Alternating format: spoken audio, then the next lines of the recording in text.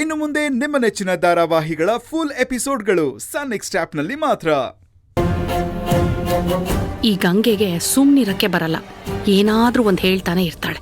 ಏನೋ ನೋಡಕ್ ಬಂದು ಇನ್ನೇನೋ ಆಗ್ತಿದೆ ಅಂತ ನಂಗ್ ತಲೆ ಕೆಡ್ತಿದ್ರೆ ಇವಳು ನೋಡಿದ್ರೆ ಇವ್ರ ಮದ್ವೆ ನೋಡ್ಬೇಕಂತ. ಮನೆಗೆ ಹೋದ್ರೆ ಸಾಕಾಗಿದ್ಯಪ್ಪ. ಈ ಗಂಗೆ ಹೇಳ್ತಾ ಇರೋದ್ರಲ್ಲೂ ಪಾಯಿಂಟ್ ಇದೆ.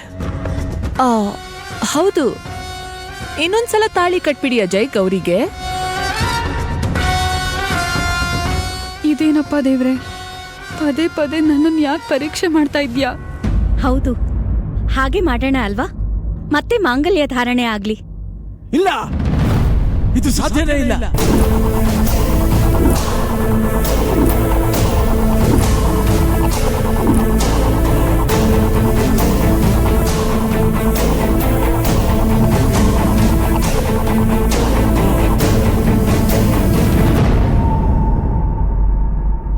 ಚಂದ್ರು, ಯಾಕೋ, ಏನಾಯ್ತು?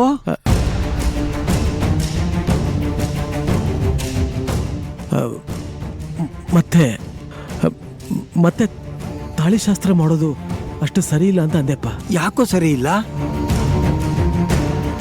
ನಮ್ಮ ಗೌರಿ ಜಾತಕದಲ್ಲಿ ಲಗ್ನದ ಮುಹೂರ್ತ ಇಲ್ಲ ಅಂದ್ರಲ್ಲ, ಹಾಗಂತ ಅರ್ಚಕರು ಹೇಳಿದ್ರಲ್ಲಪ್ಪ.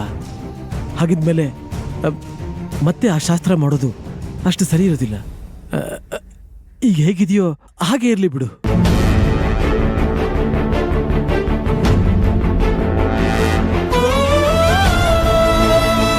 ಸರಿಯಾಗಿ ಹೇಳಿದ್ರಿ ಬೀಗ್ರೆ. ಈಗ ಮಾಂಗಲ್ಯ ಧಾರಣೆ ಆಗಿರೋ ಮುಹೂರ್ತಾನೇ ಸರಿಯಾಗಿದೆ ಅಂತ ಅನ್ಕೊಳ್ಳೋಣ. ಮತ್ತೆ ಯಾವ್ಯಾವ್ದೋ ಮುಹೂರ್ತದಲ್ಲಿ ಮರು ಮಾಂಗಲ್ಯ ಧಾರಣೆ ಎಲ್ಲ ಬೇಡ.